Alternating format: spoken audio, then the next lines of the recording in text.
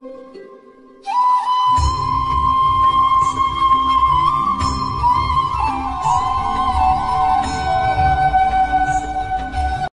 এখন দেওয়ালে পিঠ ঠেকে গেছে।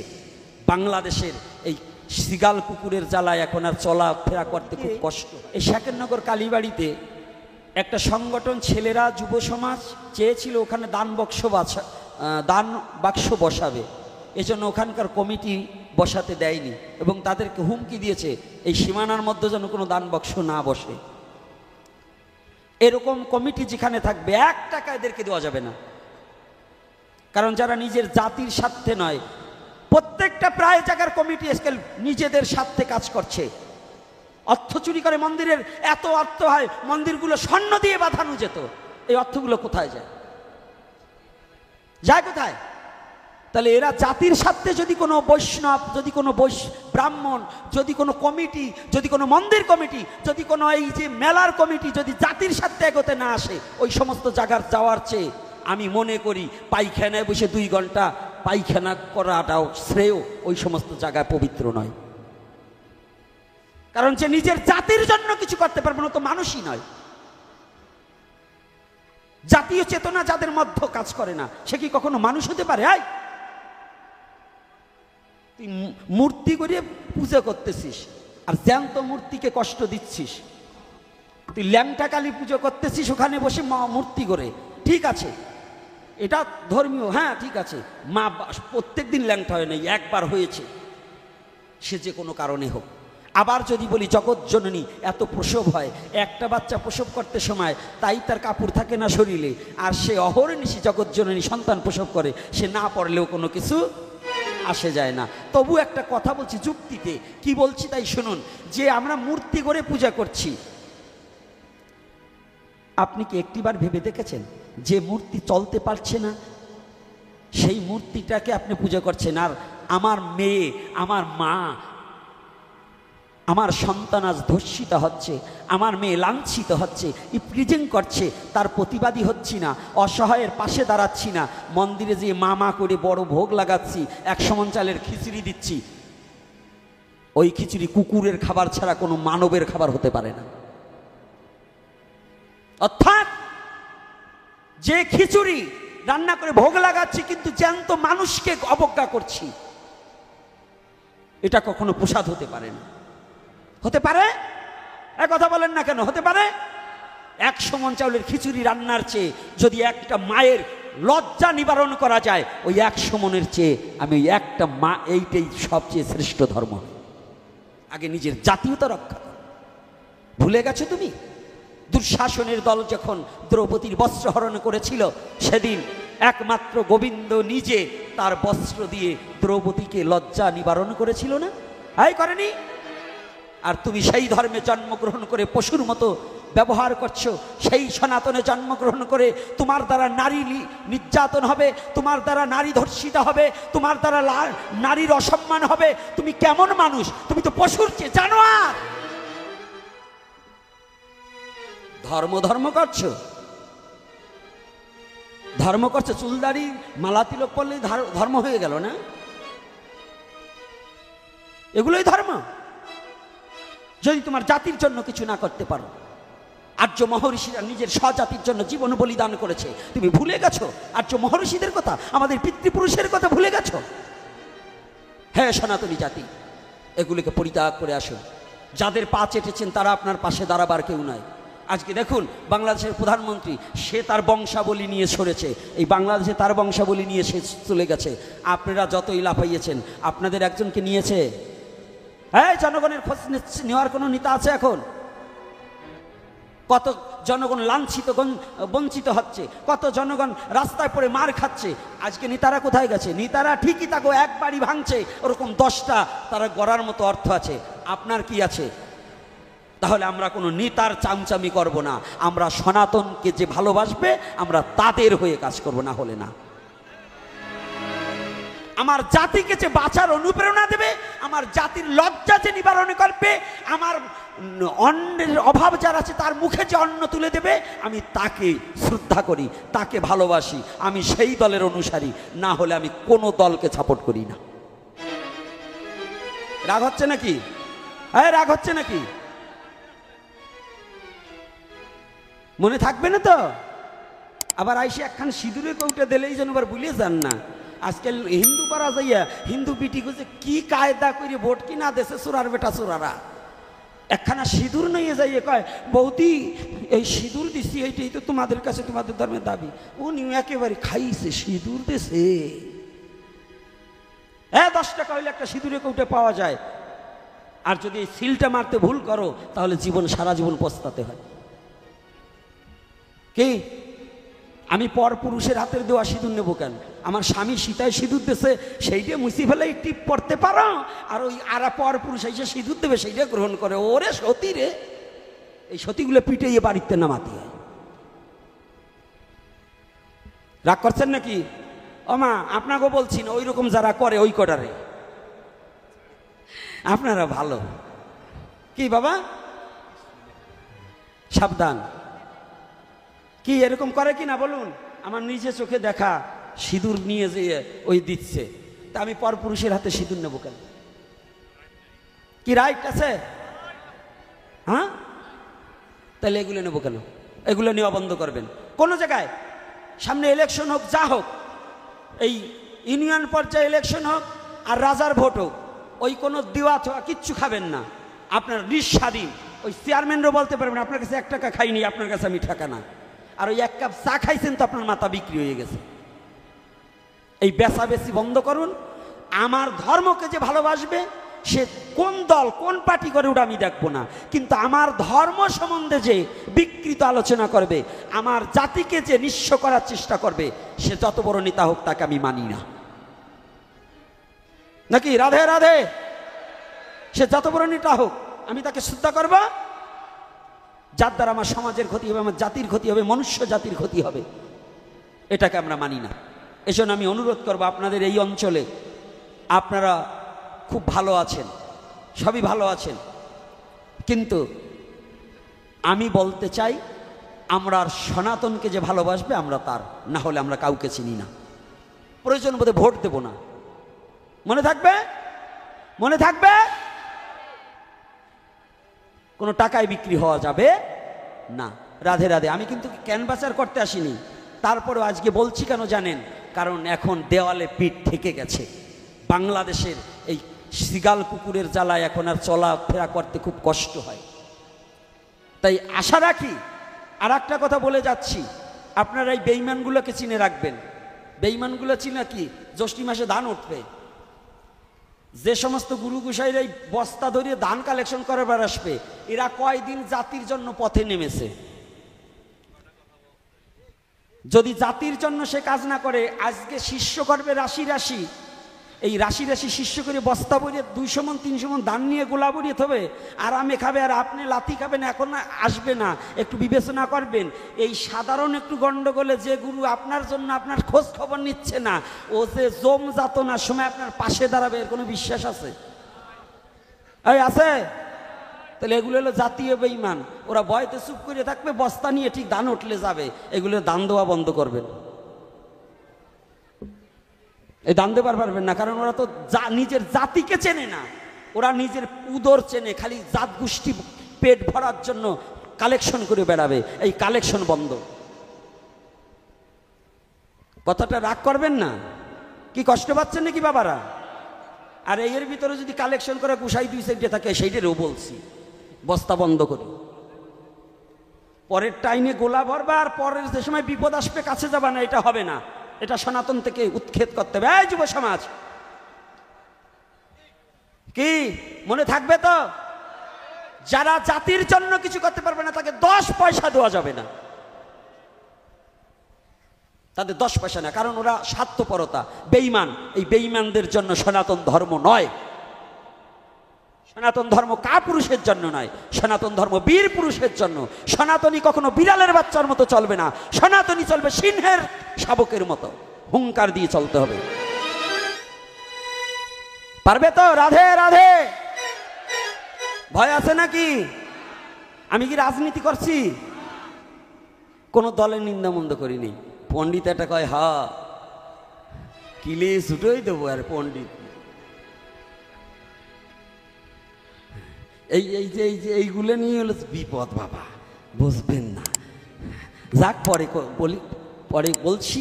তাহলে আজকে আমাদের সচেতনতা হতে হবে। ভগবানের লীলার সাথে সাথে লীলাও বলবো, আবার একটা প্রশ্ন আসছে, এই প্রশ্নের উত্তর দেব।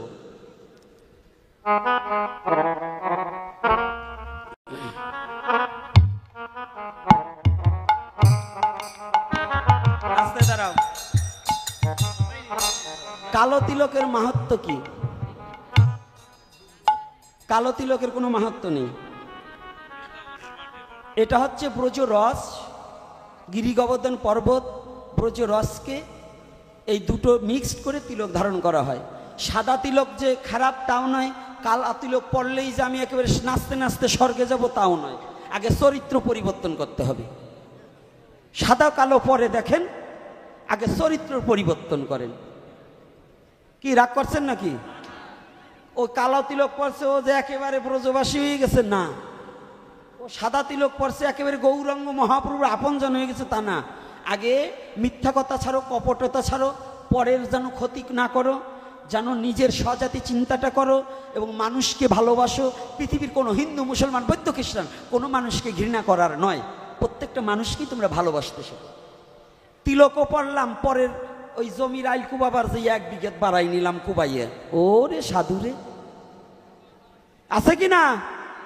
তো ওইগুলা বন্ধ করুন। এই কালো তিলক সাদা তিলকে কিছু আসে যায় না। সনাতন ধর্মে মেয়েদের চুল খুলে মন্দিরে যাওয়া যাবে কি না? কবরী বন্ধন, মেয়েদের কথা বলছেন কেন? বিধবা কটা বিউরু ফিল আপ করে তা তো কইলেন না। শাস্ত্রে লিখেছে বিধবা রমণী কবরী বন্ধন করলে তার স্বামীর মুক্তি হয় না। কবরী বোঝেন? খোপা বাঁধা যাবে না। এই জন্য সনাতন ধর্মের আর্য মহর্ষিদের ধার্য করা ছিল, যদি স্বামী মারা যেত সাথে সাথে স্ত্রীর চুল ছোট করে কেটে ফেলত। আর এখন সধবাটা বিধবাটাই সাজে বেশি। ওরে বাবা, ছাপা শাড়ি, লাল পাড়ি শাড়ি পরে ঘুরিয়ে বেড়ায়, করে কি না? আর বললাম না, নাইলে ওরা আমার ভিক্ষে দেবে না, আর বললাম না। তো এই জন্য মন্দিরে যেতে হলে চুলটা বেঁধে যেতে হয়। আবার কখনো কখনো আছে, কিন্তু মস্তকে চুল ছাড়া যদি থাকে, চুল বাঁধাও থাকলেও মস্তকের কাপড় খুলে মন্দিরে প্রবেশ করা যাবে না। কিন্তু সেটা তো বলছেন না। জিজ্ঞাসা করলেন যে খুলে যাওয়া যাবে কিনা? না, খুলেও যাওয়া যাবে না এবং ঘোমটা দিয়ে যেতে হবে। আচ্ছা, সনাতন ধর্মে কোন একাদশী থাকা উপযুক্ত এবং যথাযথ? কোন একাদশী? মানে একাদশী তো একাদশী, তবে তার মতো দশমী সংযুক্ত একাদশীটাকে গ্রহণযোগ্য। অনেকে করেছে, তারা করা স্মর্ত মত। আর যারা বৈষ্ণবীয় ধারায় স্বরগোস্বামীকে যারা মানেন, মহাপ্রভুকে যারা মানেন, তাদের হচ্ছে গোস্বামী মতে করতে হবে। তবে এই গোস্বামী মতের মধ্যে গত একাদশীটা একটু ব্যতিক্রম হয়েছে। তো ওখানে বলছেন যার যার গুরু যেভাবে করেছে সেইভাবেই প্রতিপালন করবেন, তবু একাদশী করতে হবে। আবার আপনাদের এই অঞ্চলে অনেক বৈষ্ণবরা আছে, তাকে বৈষ্ণব হয়ে গেছে দেখে একাদশী নাই। কি আছে না? তাদের গুরুদেব করে নাই, তার গুরুদেব নিষেধ করছে। ওই গুরু শিষ্য দুজনই নরকের দরজা খুলে বসে রয়েছে। ওরা ভগবানরাই মানে না। বিড়িও টানে, আবার পঞ্চতত্ত্বের ভোগও লাগায়। ওই বিড়ি খরগোশাই দিয়ে পঞ্চতত্ত্ব ভোগ দিলে অপুষাদ হয় না। কি কষ্ট নাকি? পণ্ডিত মশাই কি বলেন? বিড়ি খরতে খাওয়া যাবে না কেউ? পণ্ডিত মশাই ওই যে কর্তারা দেয়, বাবা মরিয়ে গেছে, বাবার ওই জায়গায় আবার কয় আমার বাবা বিড়ি খাইতো, এটা বিড়িও দেয়, শশাটি একটু পান ছেঁচিয়ে দেয়। আরে তোর বাবার তো চরিত্র খারাপ ছিল, তো তাই টাইনে দিবি না?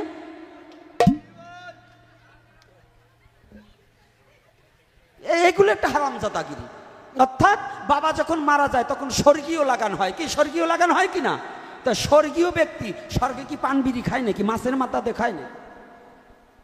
ওই মাছের মাথাটা নিয়ে দেয় শ্মশানের উপর, ওটা পেতের কার্য। কোনো যদি সঠিক পুত্র হয়, তার মা বাবার কাজে কোনোদিন সে শ্রাদ্ধে মৎস্য দেবে না। সৎ পুত্র কোনোদিন তার মা বাবাকে নরকে ঠেলে দেওয়ার পথ খুলবে না। অর্থাৎ ব্রাহ্মণ্য শাসিত সমাজে ব্রাহ্মণরা বলতেন ওর পেতের শ্রাদ্ধ করতে হবে। আমার বাবা কি পেত হয়ে গেল না? শাস্ত্রে বললেন যারা কৃষ্ণ মন্ত্রে দীক্ষা গ্রহণ করে তাদের কোনো পেতের শ্রাদ্ধ নেই। কি কৃষ্ণ মন্ত্রে দীক্ষা গ্রহণ করলে তাদের কি নেই? প্রেত শ্রাদ্ধ নেই। তাহলে ওখানে আমিষ দ্বারা শ্রাদ্ধ কার্য বন্ধ। শাস্ত্রে লেখা আছে আমিষ দ্বারা শ্রাদ্ধ কার্য করিবে। আমিষ মানে মাছ নয়, আমিষ মানে প্রোটিন। কাঁচকলায় সবচেয়ে আমিষ প্রোটিন রয়। কোন কিসে? মুগ ডাইলে, কাঁচকলায়, পটলে, সব সবজিতে আমিষ আছে। এই যে যত নিরামিষ বুঝি, একটাও নিরামিষ বুঝি নয়, সব আমিষ আছে। তাহলে কি? সাত্ত্বিক আহারী, রাজসিক আহারী, তামসিক আহারী, তিন প্রকারের আহার। কি? সাত্ত্বিক, রাজসিক, তামসিক। সনাতন ধর্মে বলছে সাত্ত্বিক আহার কর। কোথায় বলেছে? শ্রীমদ্ ভগবদ গীতায় বলেছে। আর যারা গীতা মানেন না তার সাথে আমার কোনো সম্পর্ক নাই। অসুরের সাথে কথা বলে লাভ কি? যে গীতা মানে না ও তো অসুর। তো অসুরের সাথে আমার সম্পর্ক কি? যে মত পথের হোক, সনাতন ধর্মে যে গীতা মানে না সে অসুর। অসুরের সাথে আমাদের কোনো সম্পর্ক হতে পারে না। মত বহুবিধ হতে পারে। আপনারা বলবেন মতুয়া মত, হ্যাঁ মতুয়া মতেও গীতা মানে। কে বলছে মতুয়া মতে গীতা মানে না? শয়তান যেগুলো চুলদারি রাইখে সমাজের নষ্টকারী যে বদমাশগুলো, ওরা বলে গীতা মানি না। আমি নিজে ঠাকুর বাড়ি গিয়েছি, জানবেন আমার চোখের জল ধরে রাখতে পারিনি।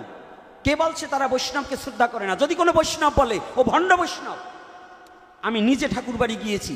সুব্রত ঠাকুর এই এত চাপের মধ্যে, নিজে অসুস্থ, কথা বলতে পারে না, ডাক্তার বলছে কথা বলবেন না, তার মধ্য দিয়েও আমাকে সময় দিয়েছে। শুধু সুব্রত ঠাকুর না, ওখানকার যত ওই ঠাকুর বংশের বাবারা মায়েরা, আমি গিয়েছি পরে, তারা যথার্থ।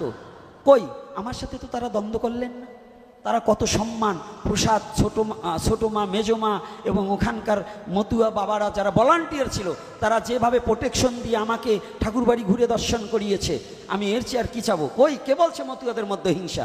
আসল ঠাকুরবাড়ি কোনো হিংসা নাই, কিন্তু ওই কিছু বজ্জাত আছে যারা গুরুচাঁদের নাম নিয়ে শয়তানি করে খাচ্ছে। ওই শয়তানগুলো সমাজটাকে নষ্ট করছে, অন্য কিছু নয়। আমার ঠাকুরবাড়ি কোনো হিংসা নেই। আমি নিজে তার ভুক্তভোগী। আমি এখানে বসে বলে যাচ্ছি যে আমি নিজে গিয়েছি। এই তো বারণীতে গেলাম, যারা আমার সাথে ছিল, আমার সফর সঙ্গে, এই যে ওরাও ছিল, ওরা বলতে পারবে যে কত সমাদর, কত যত্ন, আমি ভুলতে পারবো না। এ কোনো অনেক বৈষ্ণবের বাড়ি যেয়ে পাইনি। মালা তিলক পড়ছে বা সাধু দেখলে হিংসা করে। কই তারা মতুয়া হলেও তো আমাকে হিংসা করেনি। তাহলে আমি কেন বলবো যে হিংসা করেছে? কি আমি বলতে পারবো? আমি মিথ্যা বলবো? তাহলে কি? যে মত পথের হোক, যে গীতা মানে না, আমরাও তাকে কুকুরের মুখ দেখি তো মুখ, যে গীতা মানে না তার মুখ আমি দেখি না। কথাটা কি রাগ করছেন নাকি? আচ্ছা, এইবার নাম বলা যাবে না। শ্রাদ্ধে ভোজন অনুষ্ঠানে মাছ দিয়ে করা কি ঠিক কিনা, এটা তো বলেই দিছি, আর কি বলবো? অবশ্যই না। যারা আগে দিয়েছেন, বাবা আগে জানিনি, এই পাকুড়লে আসতে মাটির মধ্যে দিয়ে, কাদা মাটি দিয়ে হাইটে আসতে হইতো না? পাকা রাস্তা ছিল, বর্ষার দিনে নৌকায় আসতে হতো না? আচ্ছা, এখন কি গাড়ি নিয়ে ঢুকছি আজকে? তো এটা কি পরিবর্তন হয়েছে? আগে নমসূত জাতির মধ্যে, এই নিম্ন জাতির মধ্যে শাস্ত্র অধ্যয়ন করার মতো লোক খুব কম ছিল। ছিল কি না বাবা? একখানা পঞ্জিকা পড়তে একটু একাদশী নয়, আমাবস্যা কবে তাও ব্রাহ্মণ বাড়ি যেতে হতো। ওরা ওই কৌশলে আপনাকে অধর্মের পথ দেখাতো। এজন্য শাস্ত্রে আছে কাঁচকলা দ্বারা শ্রাদ্ধ কার্য করিবে। কাঁচকলায় আমিষ প্রোটিন। তো ওরা মনে মনে করলো কাঁচকলা যখন দেশে, তো ওইটি কায়দা করে খাইতে হইলে তো দুটো মাছের দরকার, ওই জন্য ওই মাছ ঢুকিয়ে দিয়েছে, যে ওইটি না হইলেই হবে না। কিন্তু এখন তো সনাতন ধর্মের প্রত্যেক জাতির মধ্যে, ওই ব্রাহ্মণদের মধ্যেও ভালো ব্রাহ্মণও এখন হয়েছে। আপনারা খালি ব্রাহ্মণের দোষ দিলে হবে না। ওই কিছু অনাচারী আছে, দুই সাইডে পাণ্ডিত্য দেখাবার যে খালি শ্লোক মুখস্থ বলে, কিন্তু হিংসা করে দফা সারে। ওই শয়তানগুলো হলো ক্রিমিনাল। আর প্রকৃত ব্রাহ্মণ যারা, এখন তারা কিন্তু অনেক সাম্যবাদের কথা এবং সাম্যবাদ ভাবে চলছে, জাতির উন্নতির জন্য অনেক কাজ করছে। আপনাকে কি বলবো? রতন চক্রবর্তী এই শিবচরের, সে আমাদের সহযোদ্ধা হয়ে কাজ করছে। এই বাংলাদেশের মধ্যে কুশলবরণ চক্রবর্তী, তিনি আমাদের সনাতনের জন্য, আপনার জাতির জন্য মায়ের পর্যন্ত খেয়েছে। এনাকে কি প্রণাম করা যায় না? যে ব্রাহ্মণ্যত্ব পরিত্যাগ করে একজন শূদ্রের পায়েও সে সাধুগুরু বৈষ্ণবের পায়ে প্রণাম করে, এই কুশলবরণ চক্রবর্তী নিজে ভূলণ্ঠিত হয়ে প্রণাম করে। তাহলে এই ব্যক্তিকে শ্রদ্ধা না করে পারা যায়? তাকে প্রণাম না করে পারা যায়? যে তার অভিমানকে পরিত্যাগ করছে। শুধু এটা নয়, সে একজন গবেষক শাস্ত্রের উপরে। ডক্টরেট করেছে, একজন ভার্সিটির লেকচারার, তাহলে সেই ব্যক্তি যদি একজন সাধারণ ভক্তের চরণে লুটিয়ে পড়তে পারে, জাতির জন্য মার খেতে পারে, আমি মনে করি ওই একখানা কালী পুজো করার চেয়ে ওই কুশলবরণ চক্রবর্তীকে প্রণাম করলে ঠগা হয় না কোনো অংশে। ব্রাহ্মণও আছে আর বাউনও আছে, এই জন্য ওই রকম ব্রাহ্মণ যদি থাকে আমি প্রণাম করি। তাই ওরা এই খাওয়ার বুদ্ধি করতে, এই জন্য আপনারা যারা সচেতন মায়েরা বাবারা, আপনাদের অনুরোধ করছি, যার যার মা বাবার শ্রাদ্ধে মৎস্যটাকে পরিত্যাগ করার চেষ্টা করুন। পারবেন কি? রাধে রাধে। আপনি অন্যদিন খান, শুধু ওই শ্রাদ্ধর দিন পরিত্যাগ করুন।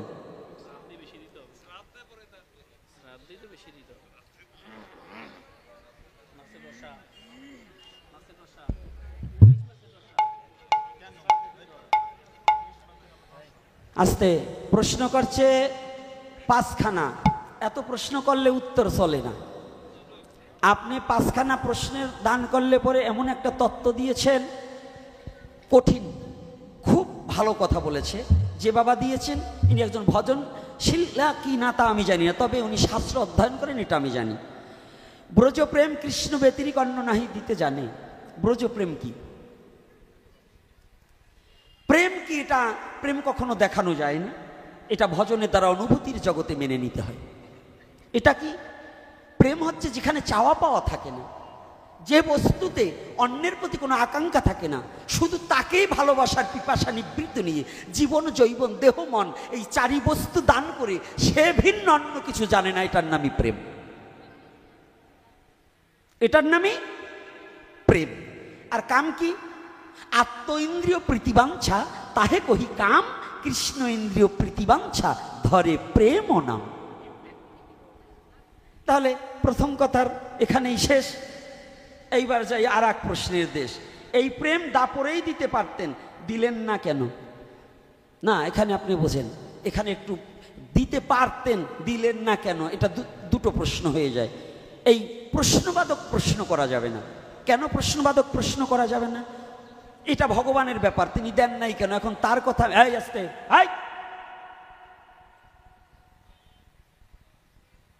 সামনে এসে বসবা না কখনো। এই কথাটা জানো, সবকিছু মুখস্থ আসে? সবকিছু কি মুখস্থ নিয়ে বসা যায়? কিছু কণ্ঠস্থ, কিছু মুখস্থ, আর কিছু ঠুটস্থ, যদি কোনো আপনাদের মতো সাধুগুরু বৈষ্ণবের কৃপায় হয়, তা না হলে হয় না। এজন্য কথা বলবেন না, এখন মন অন্য জায়গায়। যে প্রশ্নটা করছে আপনি এটা বুঝবেন না। তাহলে এখানে কি বলছে? কৃষ্ণ কেন দেননি? এই মনোবাসনা আমাকে এখানে আনছে, কোন কোন কাজে আনছে এটা তো আর আমি জানি না, আনার কাম আনছে।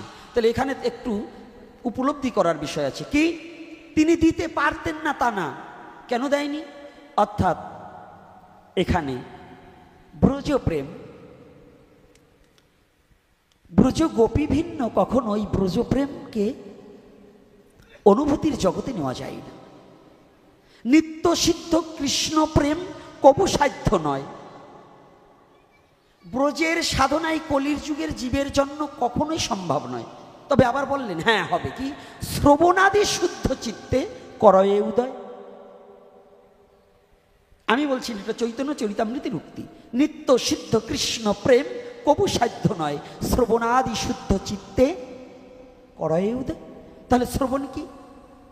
শুদ্ধ চিত্তকে কি শ্রবণ করতে হবে? শ্রবণের দুটো গতি।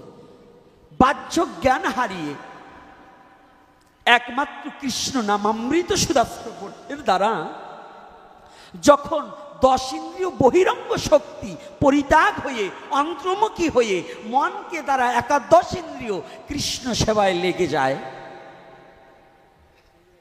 তাহাকেই নিত্য সিদ্ধ কৃষ্ণ প্রেম বলা হয়। তাহলে এই 10 ইন্দ্রিয়কে ষড়রিপুকে কন্ট্রোল করতে কি প্রয়োজন? শ্রীমদ্ ভগবদ গীতায় বললেন, অর্জুনের মতো ব্যক্তি বললেন, আমার এমন বায়ুর চেয়েও চঞ্চল মন, আমি কি করব? হে কৃষ্ণ তুমি বল। কৃষ্ণ বললেন, অর্জুন তুমি যোগ অভ্যাস কর। কি করেছে?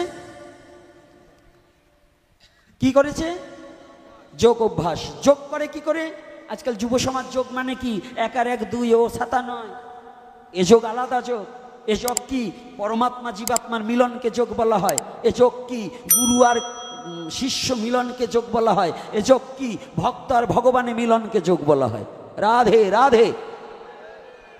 যোগে থাকো, বিয়োগ হইও না। তাহলে যোগে কি বলছে? অর্জুন তুমি যোগ করো, অর্থাৎ তুমি সদা সর্বক্ষণ প্রভুর নামে নিজেকে বিলিয়ে দাও, সদা সর্বক্ষণ তাকে ভাবো।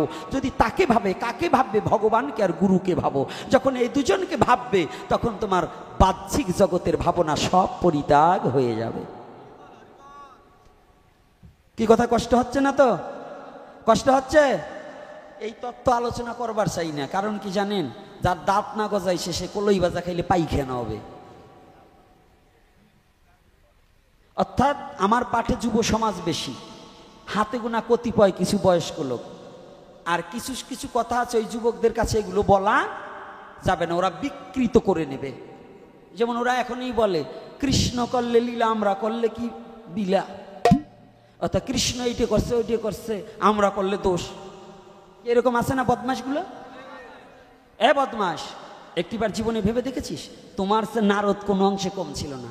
নারদ একদিন জিজ্ঞাসা করছে প্রভুকে, তোমার এতগুলো গোপিনী লাগে কি করি? তোমার এতগুলো গোপিনী, আমার তো একটাও নাই।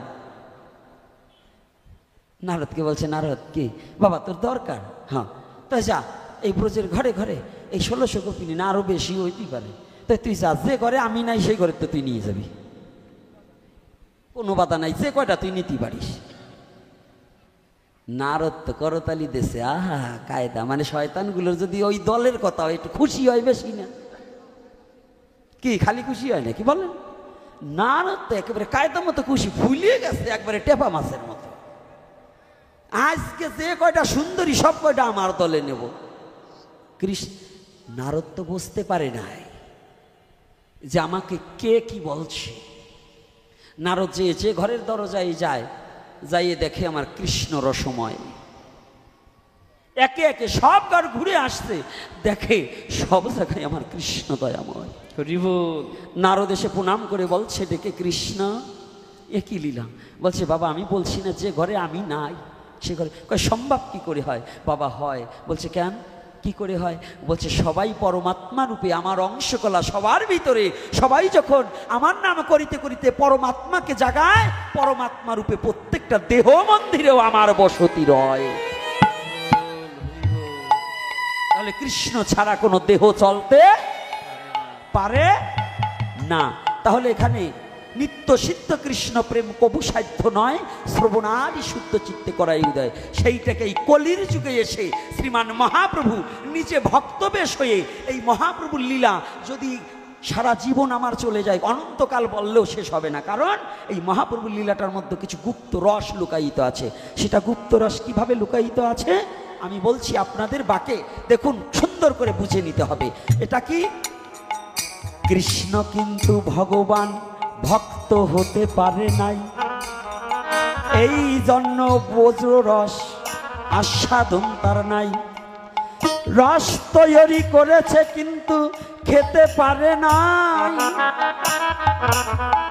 এই রস পাবার জন্য হলো চৈতন্য গোসাই।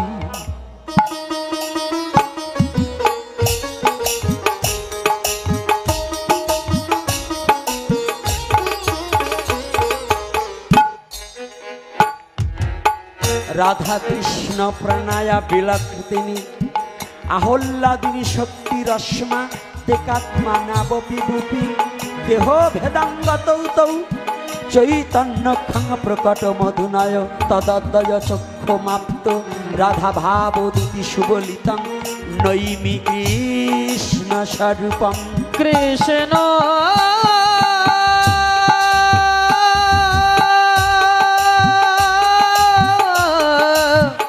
কৃষ্ণ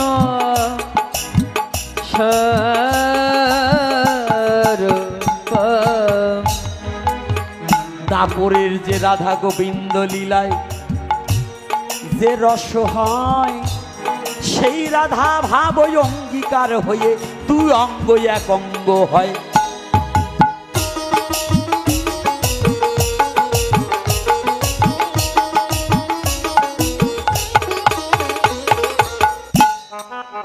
রাধা প্রেম সবাই বলে, রাধা প্রেম রাধা ঋণ সুদিবারে তরে, এ কথা কিন্তু কোনো জ্ঞানী লোক নাহি বলে।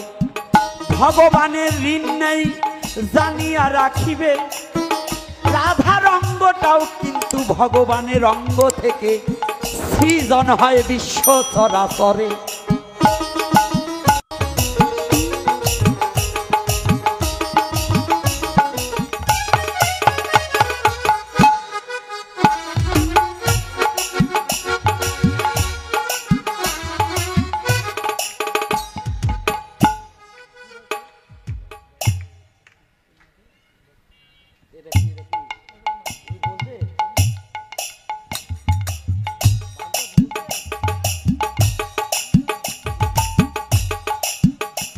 আস্তে, এই কথার মানে কি বোঝার মতো জ্ঞান হয়েছে? এটা ভাগবতের কথা, সম্পূর্ণ ভাগবত। এই যে মেন ভাগবত, ভাগবত জীবনে খুলে দেখছেন নাকি? কয় এই কথা বাদ দিয়ে ভাগবতের কথা কয়, ভাগবত কি বলে যা। এজন্য কর্তারা কথা বলবেন সবার সাথে না, ভাগবতকে চিনবেন। এই যে যা আমি আগে যা বলছি ওর একটাও ভাগবত না, আগে যা বলছি ওর একটাও ভাগবত না, ভাগবত যাই এখন বলতেছে। আগে ভাগবত চিনতে হয়। এই যে যে কথাটা বলা হচ্ছে এখন, এইটাই হলো মূল ভাগবত। আর আগে যা বলছি গঠনমূলক কথা, যে আমার জাতীয় চেতনা হবে, যে কথা বললে পরে মানুষের মলিনতা দূরীভূত হবে। আর এটা হচ্ছে তত্ত্বজ্ঞ কথা। এই জন্যই আগে বলছি না বাবা, প্রশ্ন করবেন, দাঁত গজাইনে লোক ছাড়া আমার কাছে প্রশ্ন করা যাবে না। কি কথা বলছি না? অর্থাৎ এই জন্য ভজন দ্রষ্টা হতে হবে। কৃষ্ণ কথা সবার পেটে হজম হয় না, এত সহজ না। এই জন্য জোর করে খাওয়ালি পরে সাতা পায়খানা করি মরবে এগুলো। এই জন্য হরি কথা শর্মার করলি পরে এই মন আর পেট এই দুটোরে ঠিক করে আসিস, নালি হবে না। রাগ করছেন দেখি বাবা, আমায়রা রাগ করছেন না? তাহলে এইখানে কথাটা বলছে কি, প্রেম কি জানেন? এই প্রেমের জন্য ভগবান গৌর হয়েছে। বাবা প্রশ্নটা কে করেছে তার কি একটু দেখতে পারি? বাহ বাহ বাহ, চমৎকার। আমি তাইলে আমার এটা খারাপ না, আমার চোখটা তো ওই জায়গায় গেছে। চোরার ছেলে চুরি করে দিবা প্রশ্ন ধরা খাওয়া। তো এই যে যে প্রেম, উনি গৌর হলেন কেন? যেখানে প্রশ্ন করছেন আলোচনা কি সেখানে ছিল কি না? হ্যাঁ ছিল তো। তাহলে এখন এই যে গৌর হলেন কেন, এটাও ভাগবতের কথা। না হলে যারা ভাগবত পাঠ করেন বলুন আসুন, এই ব্রজ প্রেম তত্ত্বটা কি? ব্রজ কি? ব্রজ কোনো সাধারণ মাটি নয়, ব্রজ কোনো সাধারণ মাটি নয়, অপ্রাকৃত ধাম ব্রজ। ব্রজের কুকুরটাও অপ্রাকৃত, ওই ব্রজে বসবাসকারী বানরও অপ্রাকৃত। ব্রজের বানরের চরণের ধূলিকণা সমজ্ঞান আমি গোপীনাথ আমার নেই।